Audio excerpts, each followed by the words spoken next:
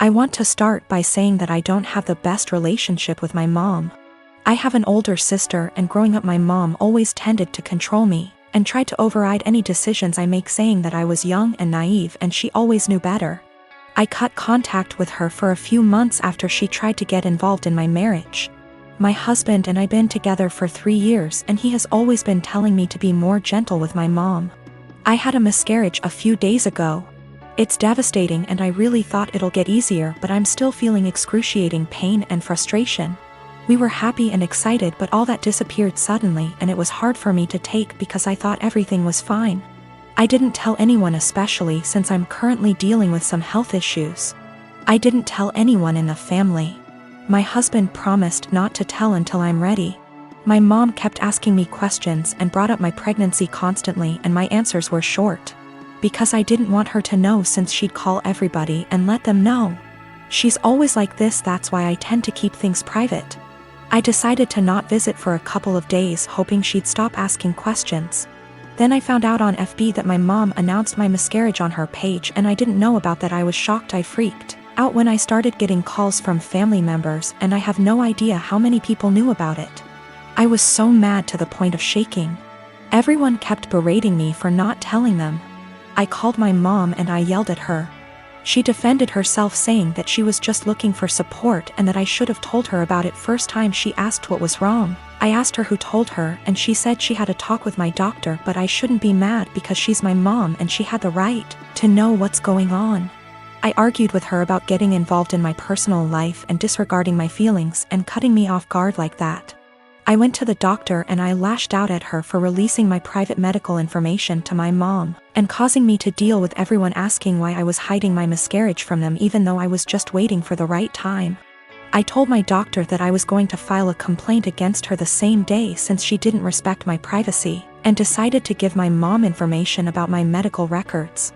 My mom heard and started berating me, saying it wasn't the doctor's fault and that she was a friend of hers she knew years ago, but I didn't know about it.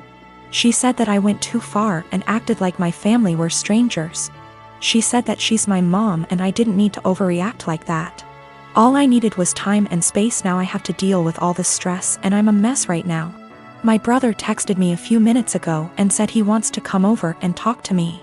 He was the first to call me and berated me and said that I was being hostile towards everyone for no reason. I haven't replied to his text yet, but I don't want to see anyone right now. I can't take one more word from them.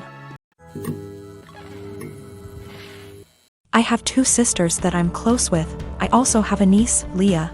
Leah's 16, and after my ex-wife decided to split up and divorce due to infertility problems that lasted for 5 years, I started a college fund for Leah to help her go to her chosen college. That was in 2019. Now I visit my mother's home, where my sister and Leah are living, every week to spend the weekend together. This past weekend I was asleep upstairs while my mother, my sister and Leah were in the kitchen. I came downstairs to grab a glass of water and heard my sister talking about my ex-wife expecting a baby with her new husband. This struck a nerve and I kind of froze from shock.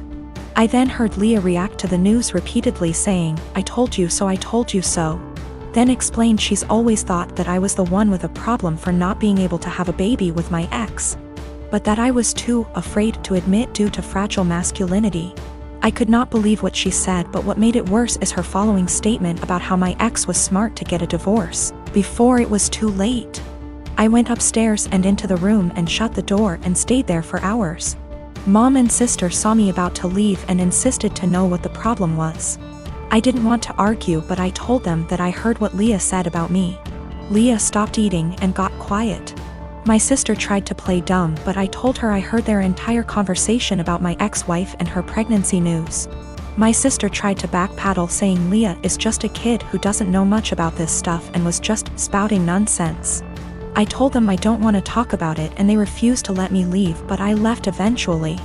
I later sent my sister a text telling her about how hurt and devastated I was because of what Leah said, and told her I will no longer be responsible for funding her education.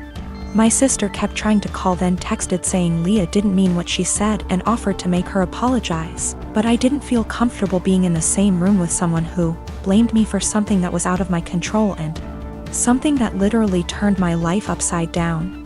My mother tried to get me to come over so we could talk, saying Leah doesn't deserve me turning my back on her like that. I haven't seen my sister nor Leah after what happened. But they are still trying to contact me, which means there's still a room for a discussion, and so I decided to go see them tomorrow. Sit down together and have a long conversation. But this. I admit that I was mad when I told my sister about the college fund cancellation. I love Leah so much and see her as my own daughter. Unfortunately, her dad, my brother-in-law, is deceased, and so I understand losing a parent at a young age and relate to the kind of hurt she carries inside.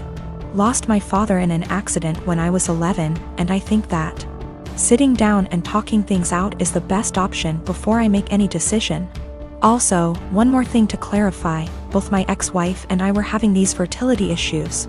Both sides, but since my ex-wife got pregnant soon after her new marriage, then my family thought that I was the problem originally.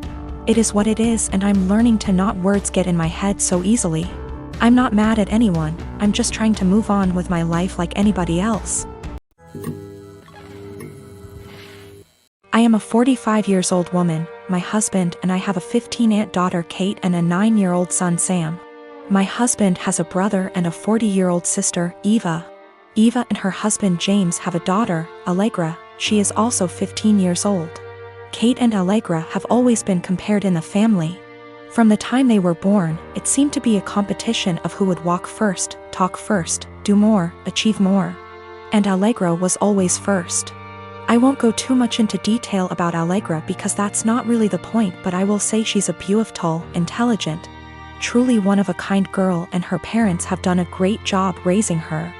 My in-laws fell in love with her and think she hung the moon. This bothered me and made me sad for Kate, but I let it go for the most part. There's no doubt in my mind that they love all the kids equally, but out of the two girls you can tell who they admire more. Every summer, the whole family visits a holiday home that Eva shares with my in-laws. Over the summer, Kate met a boy, Luke, who was also holidaying in the area. They started dating. This was Kate's first experience with boys. Allegra had friends who were nearby, so for our first few weeks we didn't see her much. About 3/4 of the way through the holiday, Kate invited the boy she'd been seeing to dinner. Allegra was told to come, and afterwards she would be going to a party. At the dinner, it was clear that Luke was very attracted to Allegra. After dinner, Luke decided he would go to the party Allegra was going to, as he had also been invited. They both asked Kate to go, but she wasn't allowed and was very upset.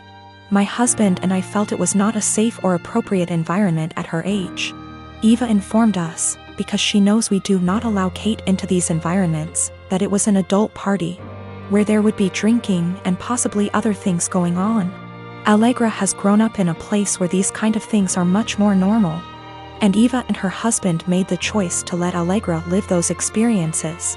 From what I know and have seen, she handles it exceptionally and it has not caused any issues. However, it is not the way we have chosen to parent Kate, and so we didn't allow her to go. The next morning, Allegra came downstairs and asked to talk to me and Eva. She said at the party Luke was flirting with her and showed her some messages he'd sent her. We decided we would all talk to Kate. Kate spent the next 2 days miserable. When she finally came out of her room, Kate was caustic and everyone was getting a bit fed up with her attitude. Eventually, my father-in-law jokingly said, "Your mistake was introducing him to Allegra. How did you think that was going to go for you?" My mother-in-law told him off but added that Luke handled it terribly, but the outcome was sort of inevitable. Kate left the table in tears. We managed to get through the rest of the holiday, but when my husband brought up plans for Christmas, Kate refused to go. She said she couldn't bear being ridiculed by her own family and constantly compared to Allegra. After seeing how much this was affecting her, I spoke to my husband and said we shouldn't go. He argued that it would be wrong to let Kate take away time with family just because of a boy. I reminded him that this has been happening since they were born, but he said that we can't shield Kate from every special person in the world. He said he would talk to his parents about their comments, but that we should not set a precedent of letting Kate run away from reality. A while back, my brother married a woman who had an 11-year-old son named Billy. A year later, my sister-in-law gave birth to a little girl.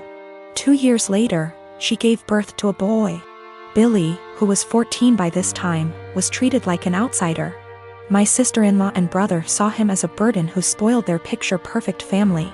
If you asked my sister-in-law how many kids she had, she would say 2. Billy started acting out. He got involved with a bad group of kids and started getting into trouble. He started failing all of his classes. He eventually got into drugs and was suspended from school. My brother and sister-in-law were fed up with him. I asked my brother if Billy could spend the summer with me and my husband. We have a hobby farm and I thought maybe getting away from his life for a while could help him some. Well, they were more than happy to get rid of him, my SIL's words. It was kind of rough the first few weeks.